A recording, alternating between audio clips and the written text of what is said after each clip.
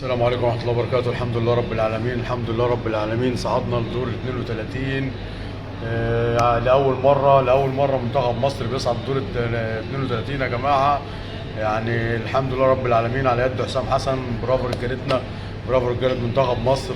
شفنا فرحان جدا لمحمد صلاح. بصراحة محمد صلاح يعني أنا عايزه يعني كل مرة بنروح وبنطلع من الدور الاول، وفي افريقيا ملوش حظ قوي ومش ماشيه مع محمد صلاح. الحمد لله فرحان لمحمد صلاح قوي ان هو هيبقى مع الجيل اللي هو تخطى للدور ال 32 وعدينا حته اللي هو الدور الاول ونقعد 3-4 ايام والسلام عليكم.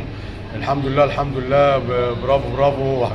عجبني حسام حسن، سياحه المدرب وخبره الملاعب. طبعا امام قاعد بره تقريبا في الدقيقه 55 او 56. تمام. ففي كره طلعت من منتخب مصر، فحسام طلع يجري على، يمكن حضراتكم شفتوها، حسام طلع يجري يمسك امام عاشور بحته كده سياحه المدربين، يعني بياخد بيجبر بخاطر اللاعب وبيفك اللاعب من طبعا خروجه المبكر. حسام حسن بيعجبني. في حاجات يا جماعه بتبقى عايزه صياعه من المدرب، محدش يفهمها ولا يعرفها الا الناس اللي كانت فعلا في الملاعب. تمام. هتعدي على اي حد عادي، بس احنا كناس لعبنا كوره، والناس حضراتكم ودينا 200 مره زي ما بنقول في كل مره، فاهمين الحاجات دي. ان حسام بطريقه حلوه بيراضي امام عاشور زي ما شفناها لما جت على الشاشه وكده، هو بيحضن امام عاشور وامام عاشور بيضحك. تمام. شفت تريزيجيه لعب كان بشوتنج كتير على الجون حوالي 5-6. تمام. ما جاتش معاه، ويحسب لحسام برضو 90% من اللعيبه لعبت.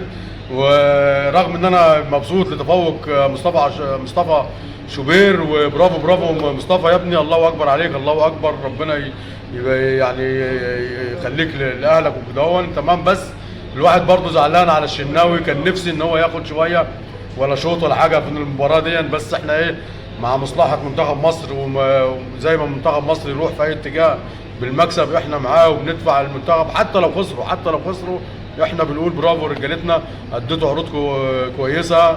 شفنا كاس العالم 90 وشفنا كاس العالم اللي فات، فاهمني.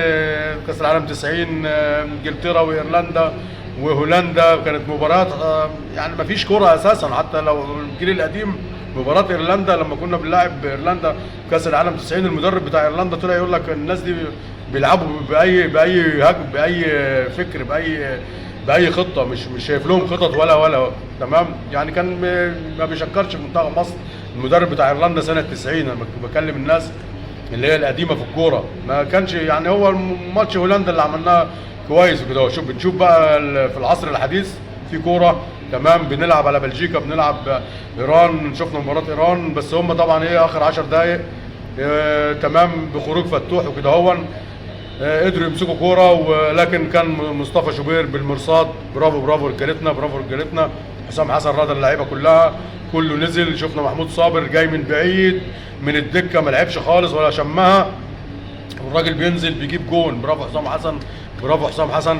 تمام. مفيش مشاكل يا رجاله، ان شاء الله استراليا نعدي، واظن كله تراضى وكل الفرق. يعني انا كنت كتبت بوست قبل كده بقول وهعرض لكم البوست على صفحتي تاني، ليه ما يبقاش 5-6-7؟ اقسم بالله كده بالحرف قلت 5-6-7. ليه ما يحرزوش بدل الهدف مجدي عبد الغني اللي ذللنا بيه؟ وفعلا يعني مجدي عبد الغني جون، محمد صلاح جاب 3. لا ده محمد صلاح الاجمالي بتاعه 3. خلينا نعد الناس اللي جابت اهداف في كاس العالم. مجدي عبد الغني جاب جون، محمد صلاح جاب جون، محمود صابر جاب جون، امام عاشور جاب جون، الولد